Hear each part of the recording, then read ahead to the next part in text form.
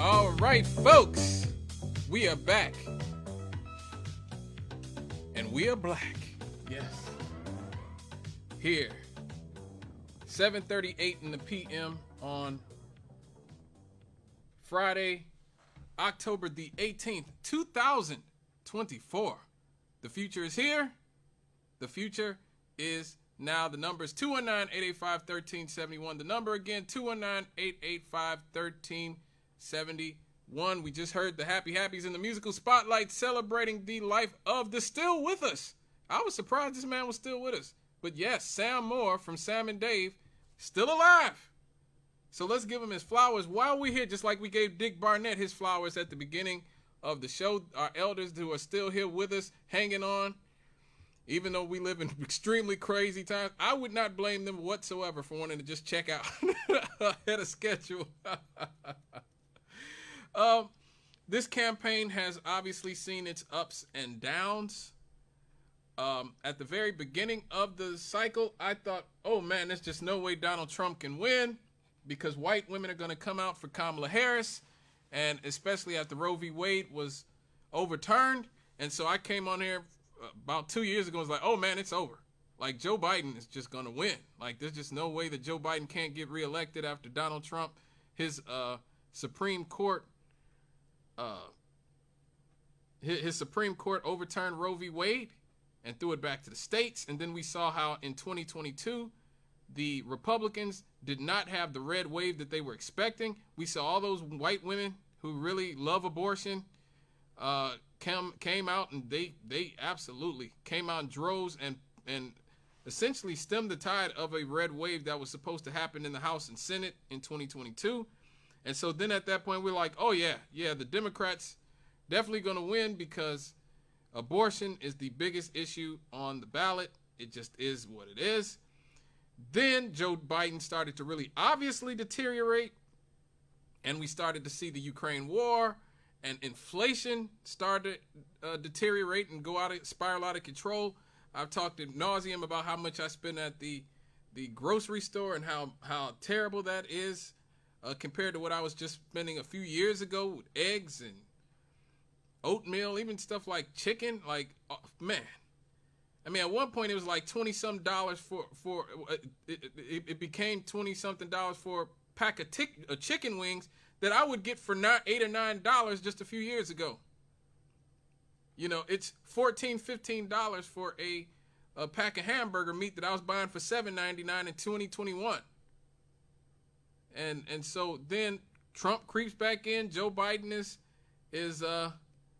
deteriorating, and so it's like, oh man, this is going to be a cakewalk for Trump. And then the first debate happens, and Trump absolutely dog walks Joe Biden, and it's like, oh yeah, this is definitely going to be a Trump landslide victory. And then Trump gets shot. He gets shot, and it's like, oh my God, there's just no way that Trump won't win. It's just not possible that Trump won't win. And then the Democrats pull the old switcheroo. They bring in Kamala, and immediately they throw all their money behind her. And because of that, she takes a huge lead. Donald Trump starts self-destructing. She mollywops Donald Trump in the second debate. Now we know she had some help, from her sorority sister there. And that the Harris campaign were given some things ahead of time. But, you have people from ABC News who have said that in the affidavit that, she had some help, which makes sense. And ever since then, it seemed like Kamala has had a pretty strong command of the race. And it's just like, oh man, there's just no way. And now we are neck and neck because Donald Trump is surging again. And there is one man who's doing his best to make sure that Donald Trump is the next president of the United States, and that is the richest man on the planet, Elon Musk. Now, don't get me wrong, Elon Musk is not the only billionaire who's heavily influencing this election. I just told you guys a few weeks ago about George Soros buying up 200 radio stations to help Kamala Harris. But probably the biggest political forum in the planet right now is X, formerly known as Twitter, and that is owned by the world's richest man, Elon Musk. And he has put his full support, including millions upon millions of dollars, behind Donald Trump. And now we see that what he criticized Twitter for doing in 2020, which was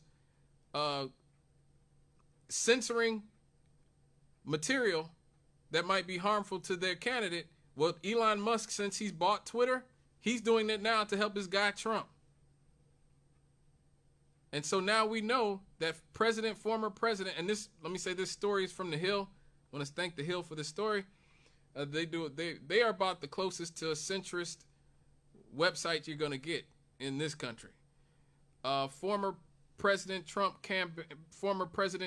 campaign worked with Elon Musk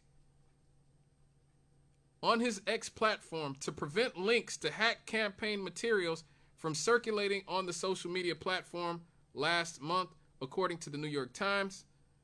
Now, mind you, Donald Trump, Elon Musk, the entire Republican Party, they threw a crap fit in 2020 when Twitter, then run by liberal Jack Dorsey, censored stuff about Joe Biden's son, Hunter Biden, that came from his hacked laptop.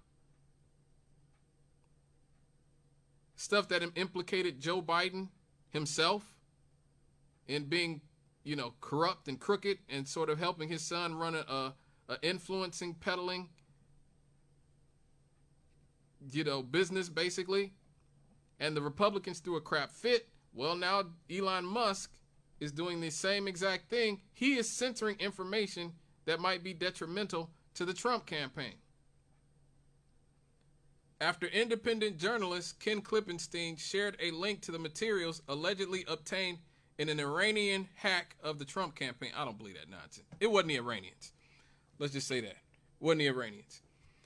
X actually suspended this man's account and blocked links to his Substack where Ken Klippenstein posted the materials. An X spokesperson said at the time that Klippenstein violated its rules by posting unredacted private personal information, including Senator J.D. Vance's addresses and the majority of his social security number. Now, again, a lot of that stuff is public, like his address. That's extremely public already. We already know where politicians live already. The news that X and the Trump campaign had coordinated to take down links to materials, a 271-page document compiled by the campaign to vet Vance, prompted one Democratic congressman to express concern. The House Judiciary's Weaponization Subcommittee has held multiple hearings focused on the Biden administration's alleged efforts to censor conservative speech online. The materials that Klippenstein published last month appear to have been obtained in the hack of the Trump campaign earlier this year. The campaign revealed in August that it had been hacked, and the FBI later confirmed that Iran was behind the breach. Do not believe that for a single second. These documents were shared with several media outlets which opted not to publish them. Iran also allegedly attempted to share materials with the Biden campaign, but staffers ignored the messages sent to their personal accounts that appeared to be phishing emails. The revelation comes from times also that Musk, the richest person on the planet, throws his full weight behind Donald Trump's campaign.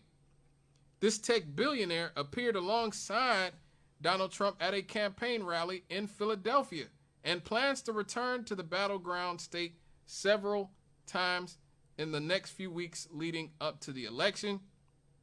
His appearances in Pennsylvania will be backed by America PAC, the pro-Trump super PAC that he founded and that has raked in millions of dollars from his close allies, some of his close allies in Silicon Valley.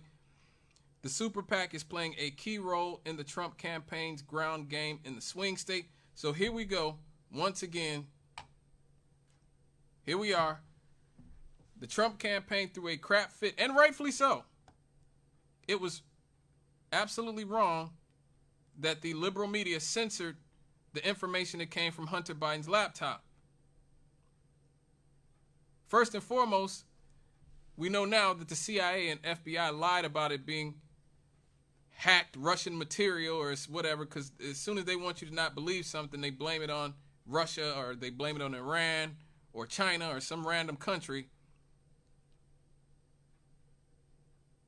And they want you to just say, oh, well, it must not be true then. Well, now we know that the laptop was real. It has been confirmed that Hunter Biden's laptop was real and the information on it was real, that it hadn't been, that the information hadn't been Russian propaganda or whatever. Obviously, that was only revealed after Joe Biden won the election, and conservatives to this day threw a crap fit and say that that was a part of the liberal media helping to throw the election to Donald Trump. I mean, to Joe Biden. And so now we see that they themselves, after all the crap fits that they throw about this, are doing the exact same thing. Now, if the issue was that J.D. Vance is a part of it, not even his full Social Security number, but a part of his Social Security number was on in the information, then it would have been easiest thing in the world to just retract that part.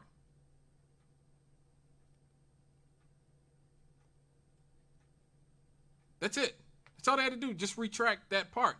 But Elon Musk in the X platform did not do that.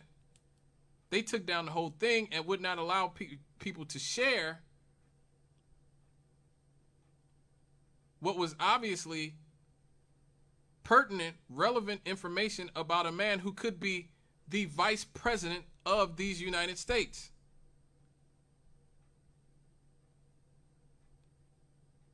What basically the hack showed was the different concerns that the Trump campaign had about their vice presidential candidate.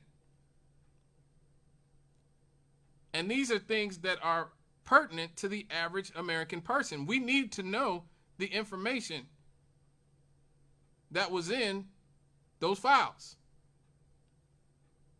I agree. If you just want to take out his address and his the partial Social Security number, then so be it. But the rest of that stuff was pertinent, and now we see that if you're on the X platform, which I am, it's just gone from one biased owner and collective to another biased owner and collective. Neither one is concerned about the American people being able to make a decision for ourselves. And that's the issue. That is the issue. Censorship all around. Censorship is never good, especially when it comes to exposing the truth about these politicians. So with that, I got to go to a break really quick. And then when I come back, we're going to wrap up.